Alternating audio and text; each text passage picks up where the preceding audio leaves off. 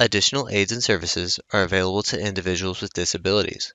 To make such a request, please contact us by email by clicking the Help tab in the PD portal or at pdportal@tamu.edu, by phone including Relay Texas at 1-800-441-7323, or in writing to Train PD, PD Portal Support, 4477 TAMU, College Station, Texas 77843. Both a transcript and accessible document of the content presented in this webinar can be found as resources in the course description. Click on the blue links under Course Resources in the description. When a link is clicked, a new browser window will open.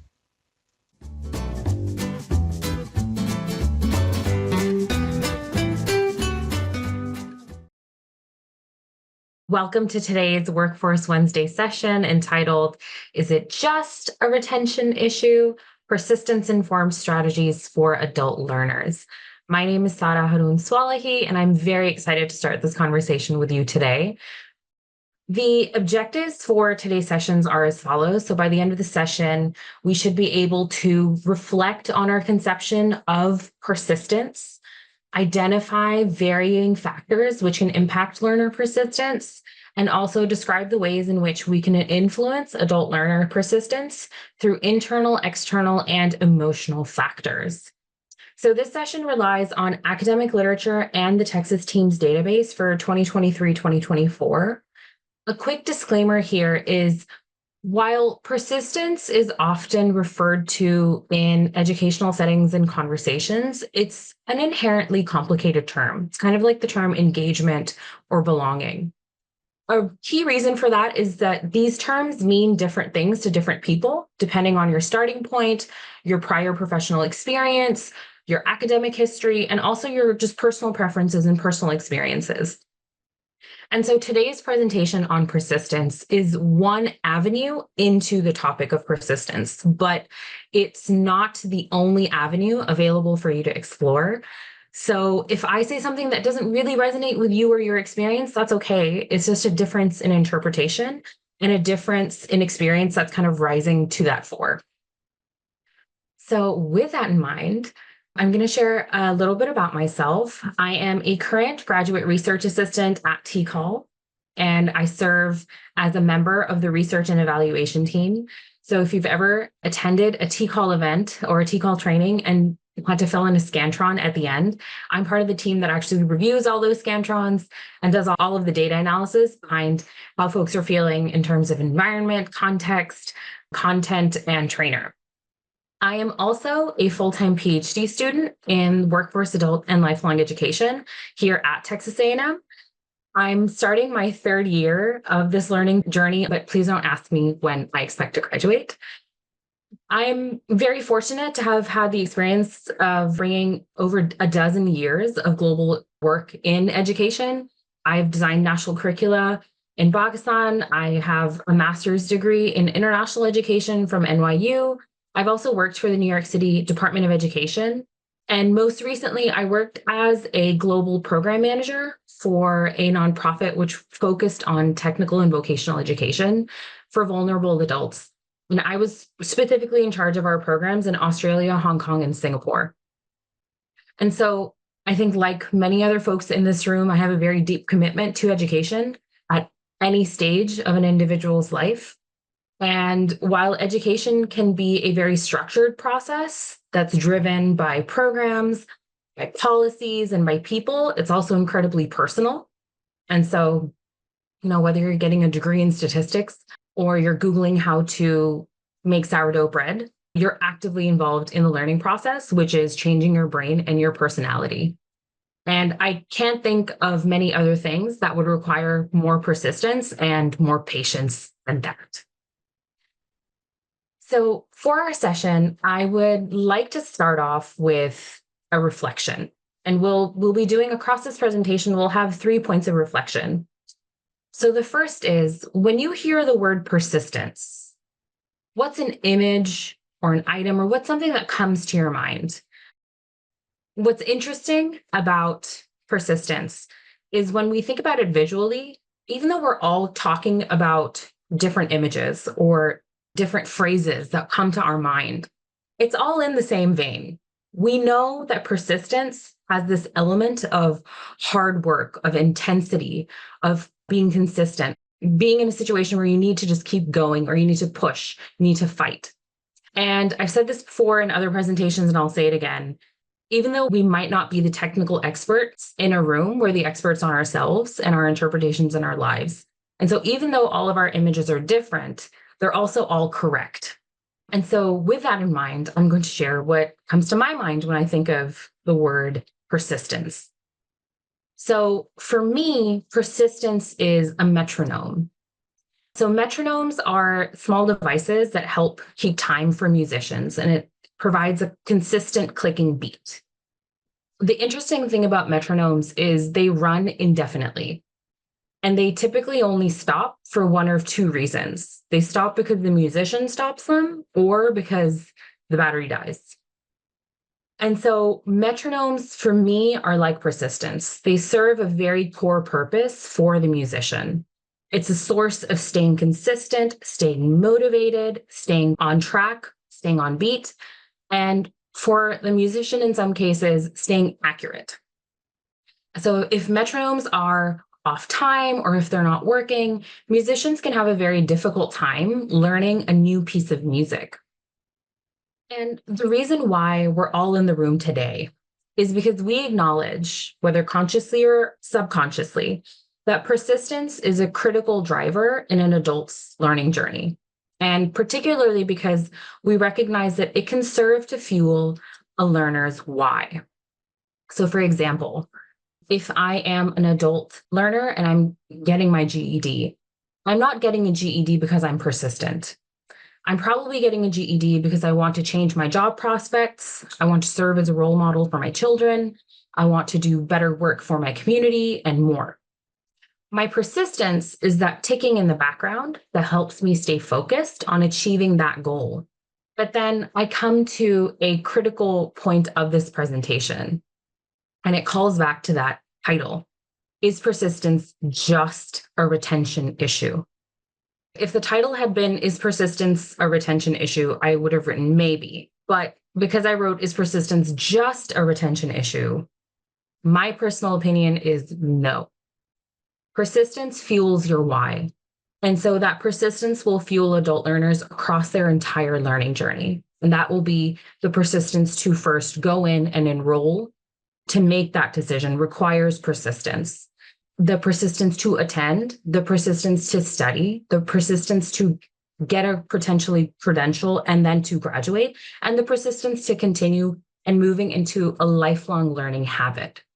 So for me, persistence is not just a retention issue, but it is a little tricky because it does serve as a core purpose in terms of keeping folks going. And so in education, one of the ways you measure whether or not folks are going or sticking with it or keeping going is through retention.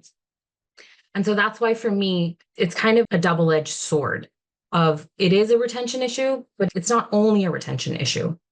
The reason, however, that I wanted to call this out is if you go online and do a quick search, for instance, if you even go into the PD portal and do a quick search, persistence is almost always tagged to retention. And the danger about thinking of persistence as only a retention issue is that you end up losing other touch points where we could have been influencing learner persistence. But we're only really thinking about it from a retention angle. So we're not thinking about it from an outreach perspective, an enrollment perspective, an alumni outreach perspective, or an employment perspective. And so what that does is when we only look at persistence from that retention angle, particularly through the lens of retention for credentialing, it starts to reshape the focus of adult education and it starts to narrow persistence into the pinhole of retention. Again, coming back to the title, is it just a retention issue? No, it is also a retention issue, but we need to expand our understanding of persistence to apply to a greater scope of where we can support our students across a learning journey. So in order to align on one of those baselines, let's actually take a look at defining persistence. So Dr. J.P. Cummings in 1999, and then again in 2023, defined persistence as adults staying in programs for as long as they can, engaging in self-directed study or distance education when they must stop attending program services, and returning to program services as soon as the demands of their lives allow. Now, this is one way to define persistence, but I did think that this was an interesting way to define persistence. I don't completely agree with this definition of persistence, but I also don't completely disagree with it. One of the reasons why I chose to highlight this persistence definition over others is because I think that there are two interesting kind of hidden facets to this definition. And those are the two parts that I've bolded. So the first is Dr. Cummings is suggesting in that very first portion for as long as they can. Dr. Cummings is suggesting that persistence and time are intrinsically linked. Now, he doesn't use the word time, but as you're reading this definition, you get a sense that, okay, time is somehow involved in this conversation. The second is that second portion of the definition that I've bolded, which is as soon as the demands of their lives allow. There's also within this definition a recognition of an individual's demanding life outside of their role as a learner. And again, the recognition that that life may have more of a decision-making authority than the learning journey itself. At face value, what seems like a straightforward definition, when you start to unpack it, you start to realize that there are actually more layers in this kind of straightforward, simple definition of persistence. The other reason that I chose this is that when we think about the images that we had at the beginning of this conversation, we had images in our mind that are very striking. We were thinking about toddlers and marathons and frogs stuck in stork throats. Very visceral images where we recognize that there's an element of almost sweat and effort and grit involved. When you look at this definition, that grit and that effort doesn't really seem like it's rising to the fore. Instead, it looks like time and external demands are kind of dictating persistence. And that's why I think persistence can be a little tricky, because we have our internal definition, that image in our mind of what we think persistence is. And then on the flip side, we've got very famous academic definitions of a concept of persistence, which may or may not always jive with that image that we have. One thing that I do want to call out in Dr. Cummings' research and in this work is that when Dr. Cummings further breaks down this concept of persistence, his research team argued that persistence is made up of two different elements. So persistence has an element of intensity and it has an element of duration. And both of these feed into one another. For his research team, intensity refers to the hours of instruction per month that a learner will go through. If you only have to do 1 hour a week versus 3 hours per day, your persistence will be different due to that intensity. On the flip side, then, you have duration. Duration refers to the months of engagement that an individual is in instruction. Their research team argues that persistence required for something like a 2-month program will be different than the persistence for a 2-year program.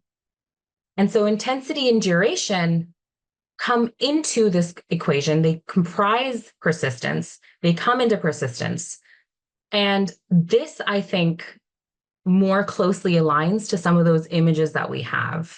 So for instance, there were a couple of individuals that had talked about the marathon when they were talking about the image that came to their mind. So a marathon, visually, viscerally, we absolutely can see that intensity and we can see that duration. And so when it comes to breaking persistence down as a concept, intensity and duration, I think, starts to jive more closely with those images that we have. And so then that starts to kind of raise that question that, okay, and this is a question that I had to ask myself personally. Am I confusing persistence with intensity and duration?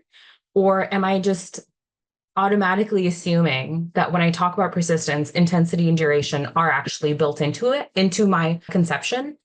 And it's one kind of amorphous mess of it feeding into one another. I have not come up with my final answer yet because I'm still thinking about it. Because I think that it does take some self awareness, a lot more reflection to come to that final that, oh, okay, I am actually confusing intensity and persistence, but we'll see. I'm going to keep thinking about it. So when it comes to persistence, intensity, duration, why does this matter for adults, particularly in adult education? So when it comes to learning, persistence and these ideas of intensity and duration absolutely matter for adults and children when it comes to individuals in a learning journey, but for different reasons. So, for instance, if you grew up in a country which legally mandated primary and secondary education, then you didn't really need persistence in deciding whether or not you had to go to school. You had to go to school, you went. More often than not, children will attend schools in those cultures and countries because it's legally mandated for them to do so. And so they have to take that persistence in having to attend, but they take a large part of that persistence and they put it towards different decisions. On the other hand, adult education is rarely legally mandated, with the exception of certain resettlement and rehabilitation requirements and programs. Typically, adults attend learning programs because they need to or want to. It's not an external institution that's saying you have to go here. It's more likely than not an internal or a kind of social situation where they realize, I think I need to go do this. And so adults have to pull in that persistence and that intensity and duration right from making that first decision to even attend. And so while persistence for children is also very important, it's very different from persistence needed in adult in a learning state. I bring this up because I come back earlier to the title of the session, to that earlier conversation. We often link persistence to retention. It is an important conversation, but also it's more easily measurable and it's often linked to our grant requirements. But when we start looking at the concept of persistence, when we start looking at the elements that make up persistence, we see that things like enrollment, decision making, those are also critically important indicators of whether or not adults are persisting in society. So, not just for individuals that have come into our programs, but also potentially for individuals who are deciding that our programs aren't even an option for them. I don't want anyone to leave this presentation and say retention doesn't matter. Retention does matter. So I'm going to talk a little bit about the numbers behind what we're thinking and why we're thinking this way. But it's taking that pinhole and kind of opening it up and opening up the scope of how we're looking at these concepts. Part of the reason why there is a focus on retention is because there is an issue in retention, particularly in light of a larger credentialing conversation. So up on the screen, you will see some data on enrollment versus credentialing targets. If we look at the first four columns, so you'll see EL Civics, IET integrated, LCivics, and intensive programs. The first four relate to program enrollments or enrollment targets. And the very last one is on credentialing targets. You can ignore the very last one right now. Let's talk about the first four. So when you take a program like LCivics or EL Civics, about 97.29% of grant-funded programs across Texas are actually meeting their enrollment targets. And of the four programs that are up on the screen, integrated LCivics or integrated EL Civics actually seems to have the toughest time attracting learners. So only about 54% of programs are meeting those enrollment targets. So blue means that program met or exceeded targets, and orange means that they did not meet. So we're focusing on that blue at the bottom of integrated EL Civics right now. But we see that largely programs are doing well in terms of meeting those enrollment targets. There is room for growth because you do see that some programs like IET intensive and integrated EL civics, we do have large orange tops to those columns, but we're doing well. Then we come to that very last column. That's kind of where that contrast comes in. So the first 4 programs show the percentage of programs that are meeting folks coming in. That last is whether folks achieved a credential. So across Texas, only about 56.75% of programs are meeting their credentialing targets. When we hear a number like that, okay, only 56% of programs are meeting a credentialing target, but we see healthy enrollments on the left side, and then we see that drop in credentialing on the right side. We start to feel kind of a dire picture being painted that folks are coming in, but they're leaving before they get a credential, or they're just not getting a credential, or there's not enough people sitting for those credentials. So there could be a number of reasons. But one of the reasons that retention and persistence, particularly in Texas, not just at TCOL, but in Texas, why those two concepts are linked is because of this process that we're assuming that, well, enough folks are coming in. So if individuals persisted, we would be able to retain them and they would be able to get that credential. That is one pathway, absolutely. So going from left to right, wanting to increase the blue in that credential achievement, absolutely makes sense. When we only focus on that process, then we only ever link persistence to retention. My argument is for those first 4 programs, how do we reduce the orange? How do we get enrollment to be higher? How do we attract more individuals into the programs that we know folks need? We know communities across Texas need. We know families across Texas need them. What can we do to reduce the orange? How does persistence factor into those orange boxes for those first 4 programs? If we only focus on pushing credential achievement up without also pushing enrollment figures up, we're only solving for one portion of that issue. And when we start to factor in metrics on adult illiteracy, adult digital illiteracy, adult unemployment, is retention the only major issue in our field, or is enrollment and attracting folks to our services, attracting folks to the community of adult education also equally important as the retention issue of moving from these programs into that credential? I would argue that both are incredibly important. And when it comes to enrollment, we can't say that that's a retention issue because you can only retain folks who are already enrolled. How can persistence help us for those orange spaces? How can persistence help us in improving retention? How can persistence help us in bringing the blue up for all 5 of those columns? This is a start to that conversation. This, of course, will not be the full conversation.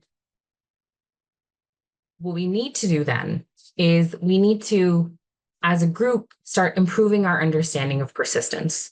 Now, I by no means am a technical expert on persistence. I am still learning and still trying to get better at my understanding. I'm trying to do a lot more reflection on my assumptions behind the concept of persistence.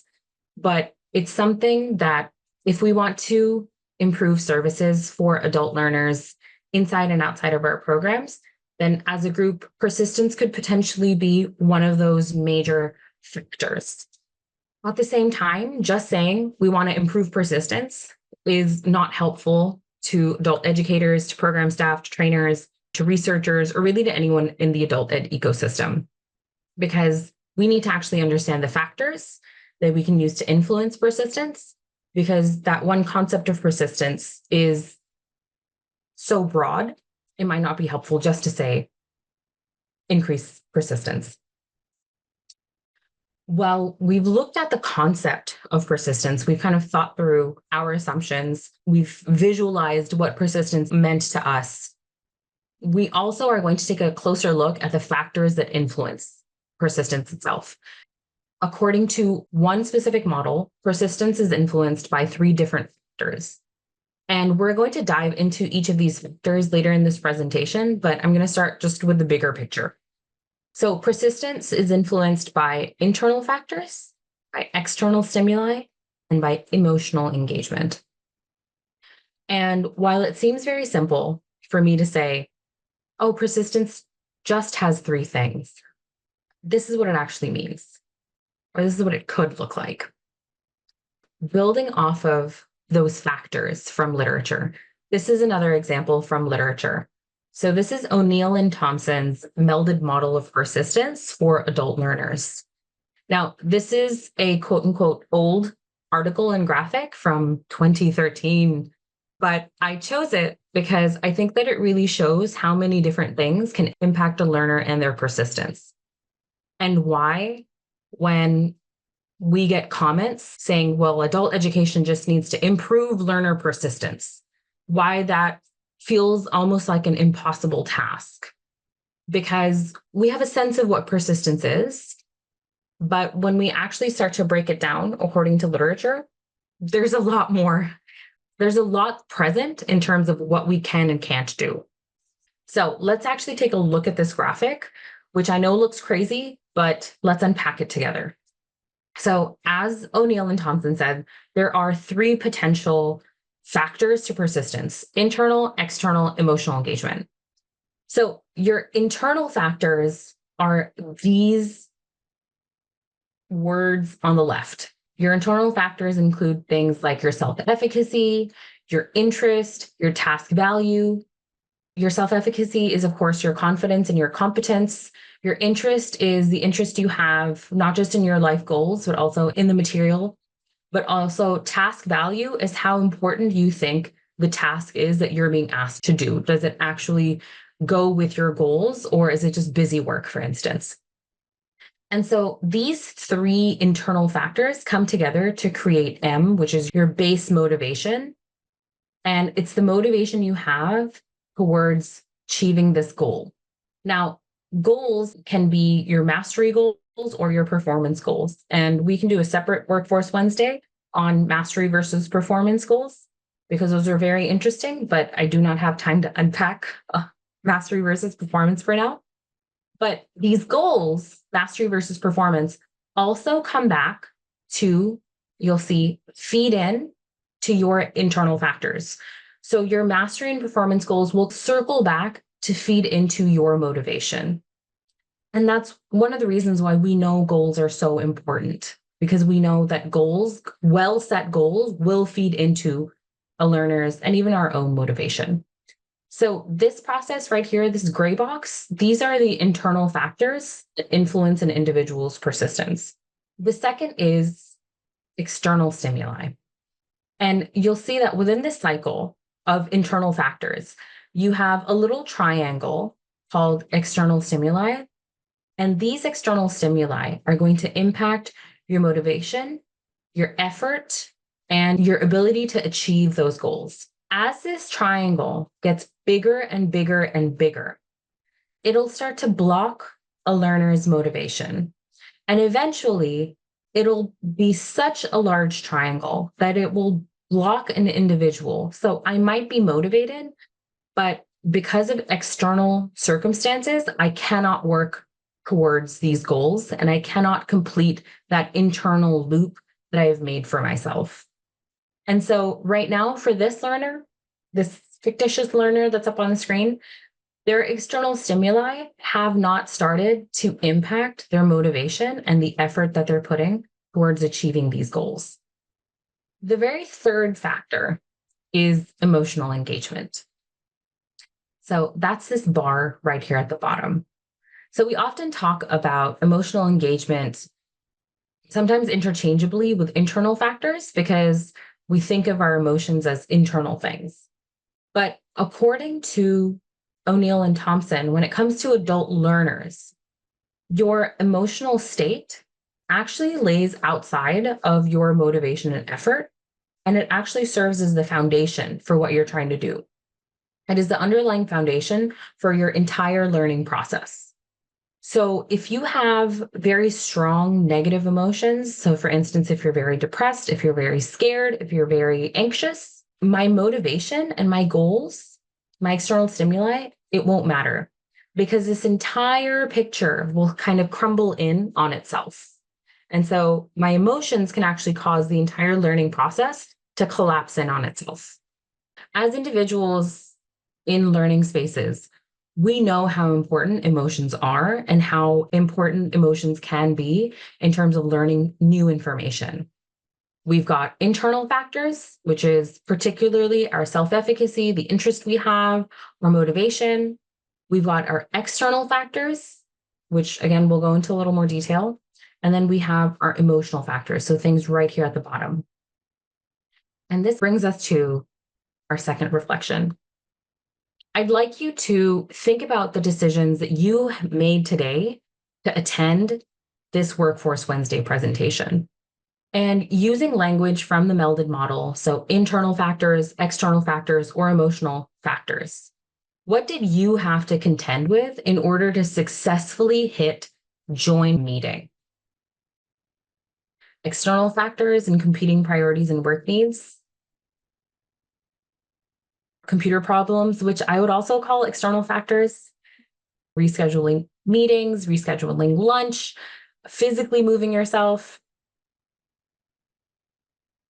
So go ahead and keep reflecting, keep thinking about those internal, external, emotional factors that you have to contend with in order to simply attend today's Workforce Wednesday presentation. I'll also share mine because I don't want to make you do anything that I'm also not doing for myself. For me, part of it was absolutely an external stimuli that I had rescheduled other things to come do this presentation. From an affective or an emotional perspective, I didn't want to let Dr. Olga down.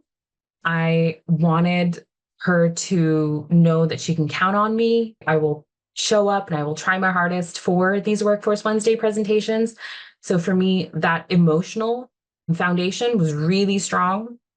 And then from an internal perspective, I'm very interested in putting myself out there and having these conversations on things like persistence and adults. I will only learn if I put myself out there. So for me, that triangle was not as big as I know for other folks, but that internal kind of that motivation and that emotional band at the bottom, that was really, really kind of a thick band for me today. And so I've also been scanning the responses, coming down, seeing some folks with a little bit of anxiety in terms of attending, wanting to know how to help. So those are like internal factors of being motivated to learn, motivated to continue improving, etc. The reason I ask this is when, again, we think about persistence, we tend to think about it like engagement, collaboration, belonging as this thing that sits outside of us. But whether you're joining a work related training or you're an adult in an adult education program, all adults, when it comes to your learning, you will face a combination of internal, external, and emotional barriers that will impact your ability to learn.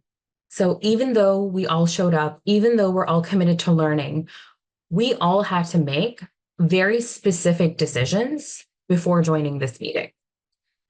At any point, one of those decisions could have thrown our ability to attend off kilter.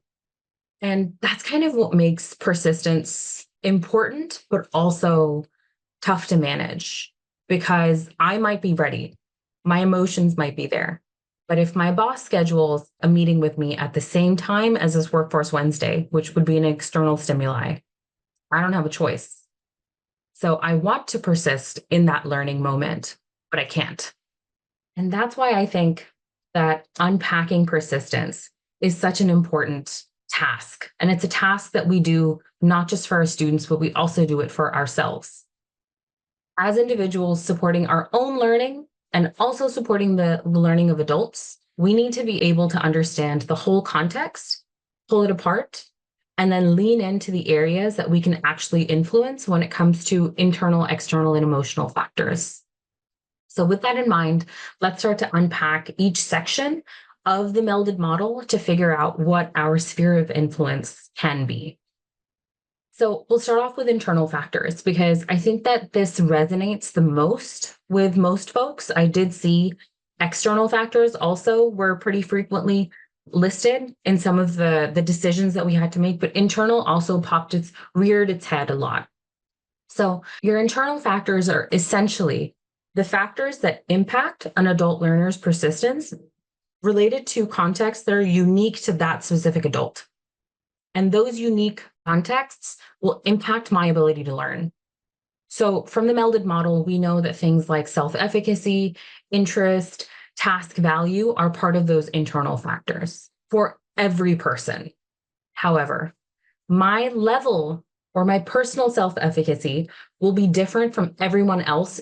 My interest will be at a different level from everyone else. And my task value will also be different from everyone else. And so, even if we're all focused or looking at the same internal factors, our levels are going to be quite different. And that's what makes internal factors unique. It's not that you lack self efficacy or you lack interest, it's that your level of interest will be different from my level of interest.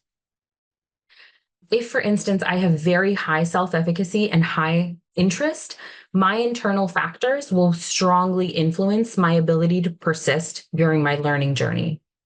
On the flip side, if I have very poor self efficacy, or if I have poor interest or poor task value, that may upend the internal factors portion of my ability to persist because those internal factors aren't lined up. And so I'm not able to push that initial persistence through or that initial motivation through when I think about that diagram from a couple of slides ago. So even though I might be interested in something, I might think that the task is important. If I don't think I can do it, I will have a very tough time persisting. I like to always think of kind of out of this world examples or examples that don't really have to do with education to remind myself or to remember this. If I think of something like cleaning up the ocean, I think that is very important. I'm not talking about using less plastic. I mean, literally flying out into the middle of nowhere, diving in and cleaning up plastic. I'm very curious and very interested in that task. I think it's incredibly important. So I have interest and I have task value. However, when it comes to my self efficacy in actually doing that task, I don't think I can do it. So just having low self efficacy zeroes out the rest of my internal factors. I'm not even going to try going out into the ocean to clean it up. Someone else is going to have to figure that out because I don't think that I can do it. I do not have confidence in my competence. And that's kind of what is interesting about your internal factors. One of them can zero out the rest of them. How can we influence internal factors for adult learners? There are four different ways that I've tested out in classrooms, and these are things that worked well with me. Some of them will seem very simple, but we often don't have time to do all of this all the time. And so when we scheduled it in to our curricula or into our lesson plans, that's when we're like, okay, I can do this. So the very first one is when it comes to your internal factors of understanding your adult learners in terms of understanding their confidence, understanding their interest, or understanding which tasks they value. Give learners the chance to reflect and be aware of their self-efficacy, of their interest, of their task value. Don't assume folks have low interest or low task value. Ask them. Even just the ability to ask, to give feedback, to communicate with you will help support the internal factors of the motivation side of persistence. And that's why effective communication, particularly empathetic questions and actively listening, is important to the internal factors section of that persistence diagram. The second thing that I would really strongly recommend is set intentional goals with learners, but make sure you're setting a mixture or a well-balanced mix of mastery versus performance goals. to help increase both competence and confidence. You don't want just mastery goals. You don't want just performance goals. You need to have both, because when learners are able to set both mastery and performance goals, they're able to use those goals to then feed in to their motivation and feed into their self-efficacy, their interest, and their task value. So I think one of the secret wins for internal factors is ensuring that on a regular basis, your adult learners are setting mastery and performance goals for themselves. And they're in communication with you about those mastery and performance goals. You don't have to have 10 goals per week. You can have one mastery goal and one performance goal for every 2 weeks or for every month.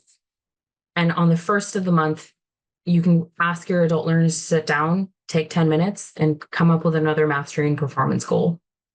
In the beginning stages, it might be helpful for them for you to give ideas on what mastery goals they could pick from or what performance goals they could pick from, but both are important. Your mastery goals are kind of referred to as your meaningful goals. So these are your goals that actually relate to your learning. Your mastery goals take effort to achieve.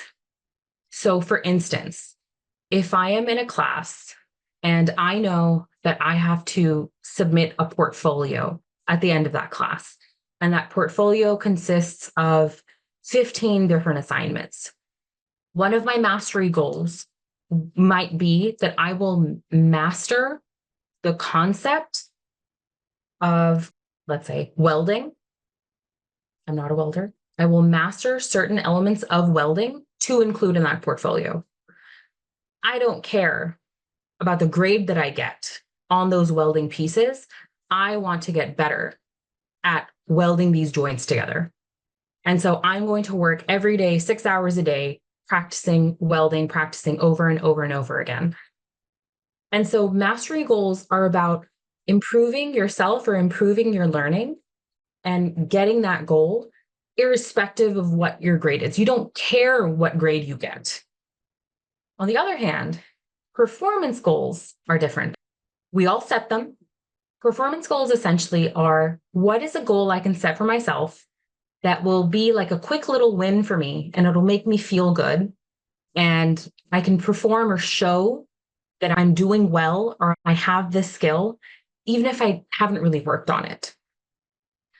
So an example of a performance goal is if I know I have a 20-page paper due in 2 months, and every week I have to submit a 1-paragraph reflection to my professor on Canvas. Everyone can read that.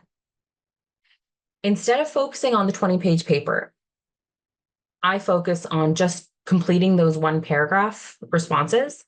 I know they don't take me more than 5 or 10 minutes, but they go up. Everyone can see it. I feel good that it's done.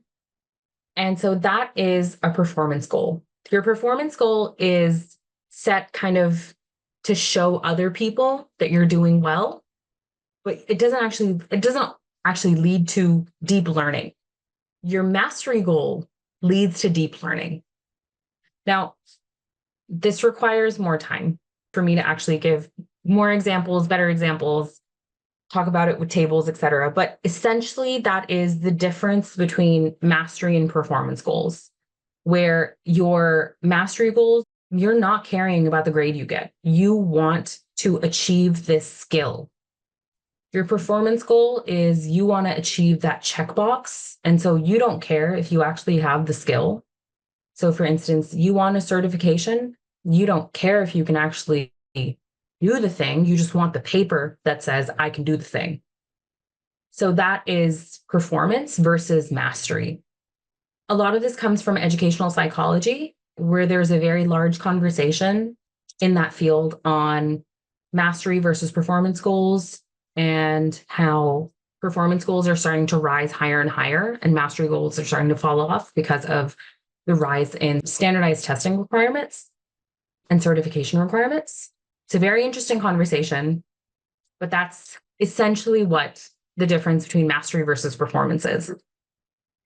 Students, when given the chance, all of us included, okay, so this is not about me pointing fingers.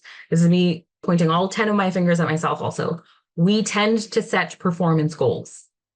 Whether we consciously or subconsciously realize it, we tend to set performance goals for ourselves. We need to then learn to set mastery goals, but setting mastery goals is actually what will lead you to increased confidence, to increased self-efficacy, to increased interest, etc. Feeding into that very last bullet of give adult learners concrete feedback to help them build their self-efficacy and those goals.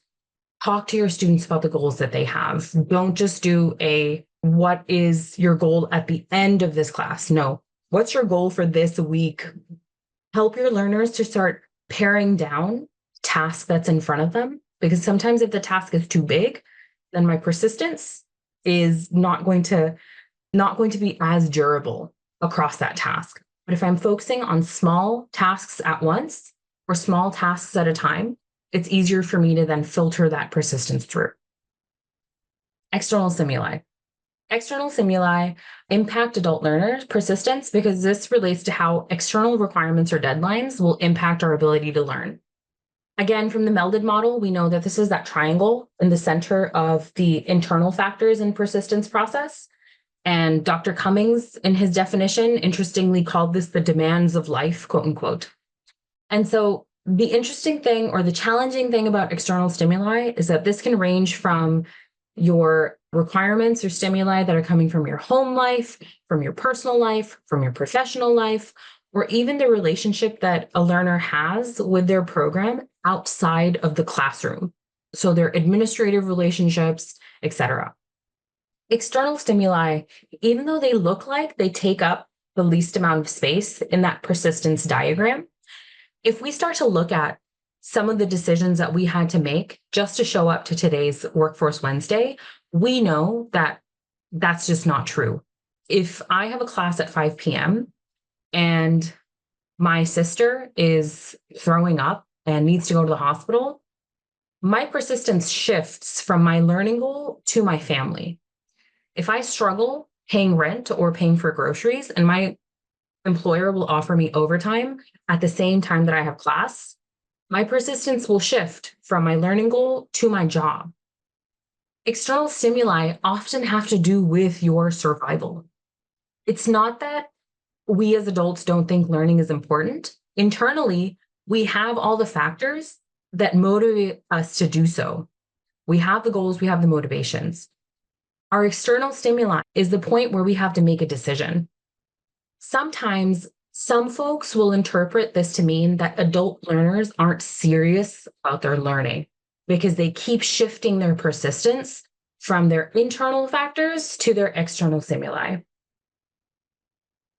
But again, we're having this conversation, we're unpacking it. And when I say it out loud, we can hear how foolish that sounds. That just isn't true.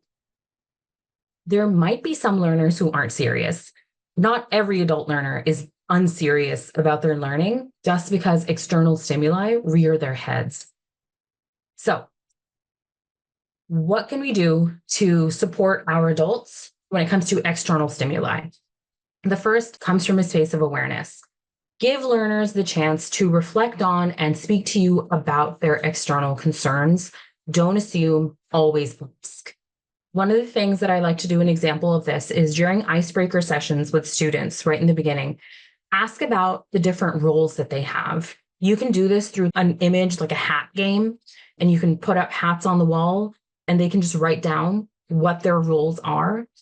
But what that does is it gives you a very fair idea of the fact that folks that have more roles will have more external stimuli that they need to deal with before they come to class every single time. And so that helps you kind of hone in on students who potentially may need your help because those external stimuli are statistically just more likely to rear their heads. And so you are already kind of primed to say, okay, Sarah is not married, doesn't have kids. Her external stimuli probably aren't the same as Olga, who has children, grandchildren, family, husband. And so her external stimuli are very different. My external stimuli are different. It's not to say that mine aren't as important, but it lets you kind of pin your focus and say, okay, this might be someone that I need to take care of. I need to watch closely. The other thing with external stimuli is we know that persistence is shifting. It's not going away.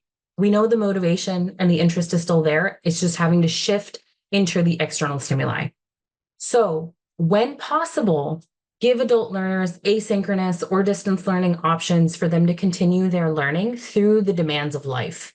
This could be something as simple as having kind of a take home packet ready. So, having extra worksheets ready, extra reflection activities ready, extra online activities ready. I had a friend who made her take home emergency packet once and then had the same packet for like 4 years. So you do not need to have a new packet every single time a new cohort comes. They could just be old extra worksheets that you had. The very last one is emotional engagement. So emotional engagement can impact learner persistence, and this relates to your emotions and how they impact kind of the overall stability of that learning and persistence process. We don't need to think about complex emotions here. Basic emotions will significantly influence your ability to learn. So if you're stressed, if you're afraid, if you're sad, if you have anxiety, those will hinder your learning. If you're happy, if you're excited, if you're engaged, those will improve your ability to learn. The challenge with emotions is that the source of your emotions could be internal or external. So your affective state not only significantly can impact your confidence, so your self-efficacy, your interest in learning, and your motivation, it can also come from external stimuli. So, for instance, you're stressed, but you're stressed at work, and that's spilling over into your persistence or into your emotional state in the learning room or in the classroom. Emotions are very human, but I think for adult learners, they're often overlooked, including ourselves. I think we overlook our own emotions as adult learners. Part of that is we've been told be professional, handle your emotions, leave things at the door. And so we have that expectation for ourselves, and we also have it for other learners around us. I don't actually think that's a very healthy way to learn because I don't think you can always maintain your composure or bottle up your feelings. So, for instance, an emotion like grief, I have experienced profound loss and grief. I don't think it's something that I can leave at the door. I think there are some emotions that you carry with you and you don't know how to put those emotions down. And hiding your emotions doesn't really help a learner. It just depletes your persistence because it causes the entire model to kind of collapse in on itself. What can we do then from an emotional engagement perspective? Writing and reflection activities are incredibly powerful for adults when it comes to assessing and accessing your emotions. I know we've all been told to journal, and not all of us do. I don't. I have many journals, but I can't convince myself to confront my emotions. But when possible, give writing and reflection activities, which specifically gauge emotional states. Not everything needs to be a very technical check. And it also doesn't have to be long. It could just be kind of a 10, 15-minute, tell me how you are. And you could also, if you don't want to do writing, you could do a weekly temperature check at the start or end of your classes for the week. So you could do a green, yellow, red. So for instance, if you're feeling good, pick green. If you're feeling kind of okay, pick yellow. If you're not feeling that great emotionally, pick red. Or you could do cold, normal, hot. You can start to get a temperature check for in terms of like the emotional engagement for folks in the room. If everyone's at a red, don't give a test that day. Or if you're giving a test that day and everyone's red, talk to your adults. Ask them, where does the fear come from? What can you do to help take that fear down? Would more practice tests be helpful? Would reviewing content be helpful, etc.? One thing that I had a friend do, which actually worked out really well, was she would have an affirmation of the month. She would pick an affirmation and have it printed on one piece of computer paper, and she would put it up into the corner of whatever room she would be teaching in. And at the start of every class, she would review the affirmation and just read it out loud, remind everyone, and then go into her teaching. And each month she would just change the affirmation. She had 12 affirmations and she used the same 12 across a 7 or 8 year career. There will be moments where emotionally you have adults that are not able to handle their affective state, and that foundation is really tiptoeing and it's really kind of teetering. Allow your learners to step outside, allow them to take a break if they feel overwhelmed. I absolutely have seen classrooms where that is not allowed. And I don't think that that serves anyone well in the long run. Because if I'm emotionally struggling and I'm not allowed to leave the room even for 5 minutes, I'm not going to come back to that classroom. I don't think it would be my fault to not come back to that classroom. And of course, where and when it's allowed, leave an encouraging note or a voice memo. Your students at some point kind of just want to know that it's okay for them to feel these feelings. And just hearing from you could actually be all that they needed to push through and to reseal the bar of emotions that they had underlying their persistence, because you are a source of support for them. We're going to talk about just this very last one. When it comes to something like persistence, we've got intensity, duration, internal factors, external factors, emotional engagement. We have that crazy looking model. We have lots of different elements coming in to this one concept of persistence. We know persistence is important from a retention perspective, an enrollment perspective, an interest perspective. One of the main reasons why persistence is important is because many of us just want to be seen and be considered in a learning space. So we aren't asking teachers to change a curriculum or upend all resources. That's not possible either. You have a goal to meet. But one of the key acronyms that I always like to fall back on is live with intention. Listen, be introspective, be vulnerable, and be empathetic. Be all of these things with yourself as a learner. Listen to yourself. Introspective, listen to yourself. Again, vulnerable, be vulnerable with yourself. Empathetic, have empathy for yourself. You all have internal, external, and emotional factors that you are engaging with every single day, just like your learners. And so when you live with intention, you're able to then start unpacking and addressing all of those elements with more of a clear head or with a better kind of plan of action. So in closing, persistence isn't just a retention issue. It's something that will impact your entire learning journey, including the decision to even start. At its core, persistence will always be challenging. And it's like this spring rider piece of equipment at a playground. I don't know if any of you have sat on this as an adult. It's a very humbling experience as an adult. They look tame and easy, but if you lean too much in one direction, this puppy can flip you head over heels in the opposite direction, and it kind of just launches you out. Persistence is kind of like that. It's a balancing act between your internal, external, and emotional factors.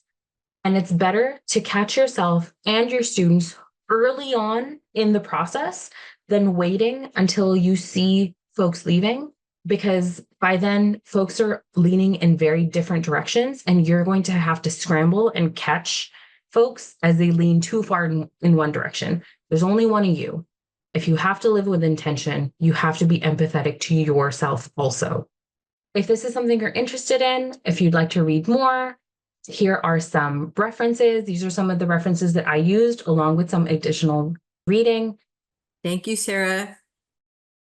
We hope you enjoyed this pre-recorded webinar. After you have passed the final test with a score of 80% or greater and have received your certificate of completion, please take a few moments to complete the course evaluation. Participant feedback helps Train PD at TCAL continue to provide high-quality professional development. To leave a course feedback, please go to the completed portion of your transcript. To do this, hover over the My Learning tab and select View Your Transcript. Click on the drop-down arrow next to the word Active and select Completed. Then, click Evaluate in the drop-down menu next to the course you just completed. Please note that your feedback is greatly appreciated.